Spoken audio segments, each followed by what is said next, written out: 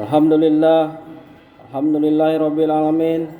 Wassalatu wassalamu ala asrofil anbiya wal mursalin wa ala alihi wa sahbihi rasulillah ajma'in. Ashhadu an la ilaha illallah wa ashhadu anna Muhammadar Rasulullah. Allahumma shalli ala Muhammad wa ala ali Muhammad kama shallaita ala ali Ibrahim wa ala ali Ibrahim fil alamin innaka Hamidul Majid. Ya ayyuhallazina amanu taqullaha haqqa tuqatih wa la tamutunna illa wa antum muslimun. Amma ba'du. Kaum muslimin, jamaah salat Jumat yang dirahmati Allah, bumi yang kita tempati adalah planet yang selalu berputar. Ada siang dan ada malam. Roda kehidupan dunia juga tidak pernah berhenti. Kadang naik, kadang turun. Ada suka dan dukanya. Ada senyum, ada tangis. Kadangkala kita dipuji, tapi ada kalanya kita dihinakan orang lain dan dicaci. Jangan harapkan ada kebaikan dalam perjalanan hidup ini. Oleh sebab itu, agar kita tidak terombang-ambing dalam kehidupan ini, maka kita harus memiliki pegangan dan amalan dalam hidup. Ada 3 amalan yang baik tersebut yang bila kita lakukan akan bermanfaat kepada kita semua, di mana 3 amalan itu adalah istiqomah, istikharah dan istighfar, yang kita singkat sebagai 3Is. Yang pertama adalah amalan istiqomah, yaitu kokoh dalam akidah dan konsen dalam beribadah. Begitu pentingnya istiqomah ini sampai Nabi Muhammad berpesan kepada seorang sahabat yang di dalam hadisnya berbunyi dari Sufyan Ats-Tsauri bin Abdullah berkata, "Aku telah berkata, wahai Rasulullah, katakanlah kepadaku pesan dalam Islam, sehingga aku tidak perlu bertanya kepada orang lain selain engkau."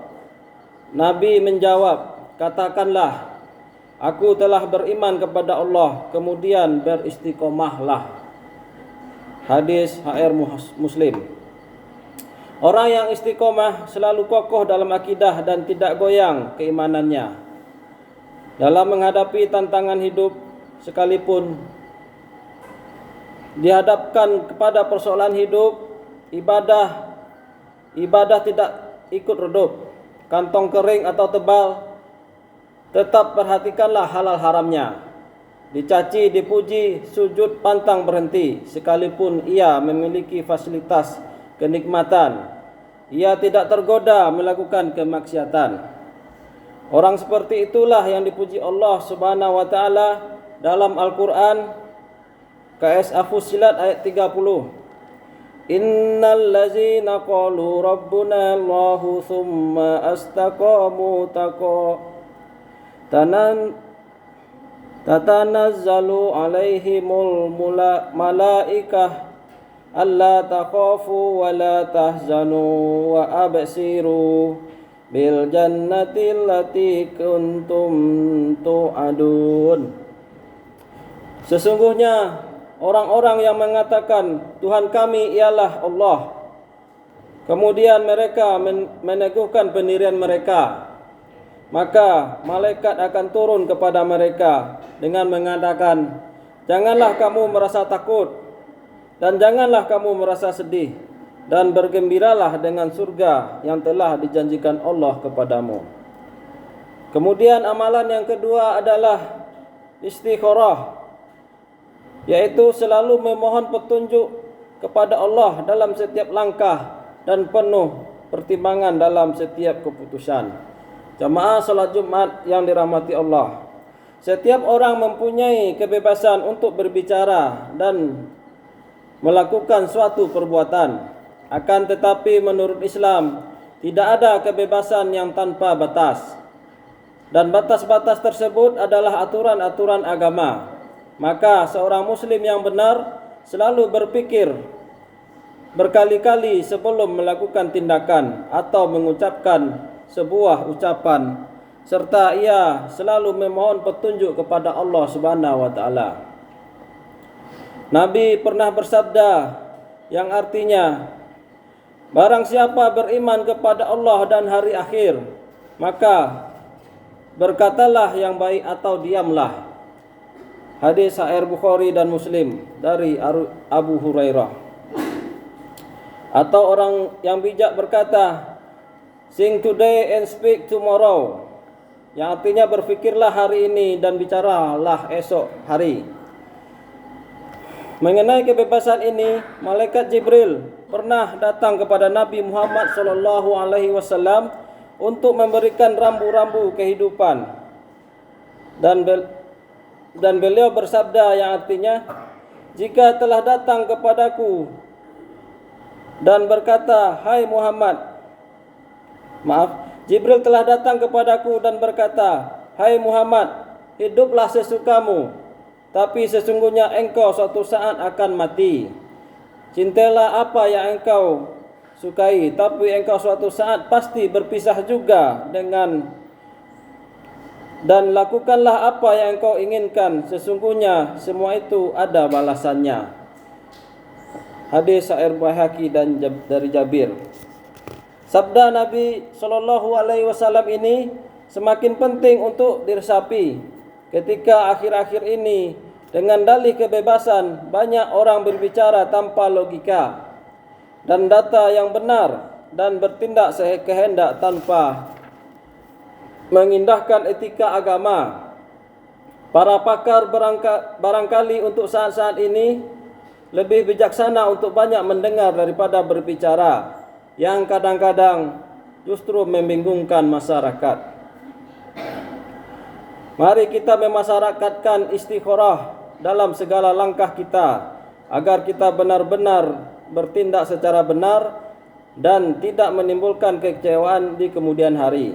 Rasulullah bersabda yang artinya, tidak akan rugi orang yang beristikharah, tidak akan kecewa orang yang bermusyawarah, dan tidak akan miskin orang yang hidupnya hemat. HR atau berani dari Anas. Jamaah salat Jumat yang dirahmati Allah. Kemudian amalan yang ketiga adalah senantiasa beristighfar. Istighfar yaitu selalu introspeksi diri dan mohon ampunan kepada Allah Ta'ala. Setiap orang yang pernah melakukan kesalahan, baik sebagai individu maupun kesalahan sebagai sebuah bangsa, setiap kesalahan dan dosa itu sebenarnya penyakit yang merusak kehidupan kita. Oleh karena itu harus kita obati. Tidak sedikit persoalan besar yang kita hadapi akhir-akhir ini yang diakibatkan kesalahan kita sendiri atau tokoh-tokoh kita. Saatnya kita introspeksi masa lalu, memohon ampun kepada Allah, melakukan koreksi untuk menyongsong masa depan yang lebih cerah dengan penuh keridaan Allah. Dalam persoalan ekonomi, jika rizki Allah tidak sampai kepada kita disebabkan karena kemalasan kita, maka yang diobati adalah sifat malas kita. Kita tidak boleh menjadi umat pemalas. Malas adalah bagian dari musuh kita. Jika kesulitan ekonomi tersebut karena kita kurang bisa melakukan terobosan-terobosan yang produktif, maka kreatiflah dan etos kerja umat yang harus kita tumbuhkan ke depan. Akan tetapi, ada kalanya kehidupan sosial ekonomi sebuah bangsa mengalami kesulitan. Kesulitan itu disebabkan karena dosa-dosa masa lalu yang menumpuk, yang belum bertaubat darinya secara massal. Jika itu penyebabnya, maka obat satu-satunya adalah beristighfar dan bertaubat. Allah berfirman yang mengisahkan seruan Nabi Hud alaihi wasallam kepada kaumnya, di dalam KS Hud ayat 52. Wa ya qaumish taghfiru rabbakum thumma tubu ilaihi yursilas samaa alaikum midrara wa yazidkum quwwatan illa quwwatikum wa la tatawallau mujarimin. Dan Hud berkata, hai kaumku, mohonlah ampun kepada Rabb-mu, lalu bertaubatlah kepadanya. Niscaya dia menurunkan hujan yang sangat deras atasmu, dan dia akan menanamkan menambahkan kekuatan kepada kekuatanmu, dan janganlah kamu berpaling dengan berbuat dosa. Jamaah solat Jumat yang berbahagia, sekali lagi, tiada kehidupan yang sepi dari tantangan dan godaan agar kita tetap tegar dan selamat dalam berbagai gelombang kehidupan. Tidak bisa kita harus melakukan 3 di atas, yaitu istiqomah, istikharah dan istighfar. Mudah-mudahan Allah memberi kekuatan kepada kita untuk menatap masa depan dengan keimanan, ketakwaan dan rahmatnya yang melimpah. Amin. Aqulu qouli hadza wa astaghfirullah li wa lakum fastaghfiruhu innahu huwal ghafurur rahim.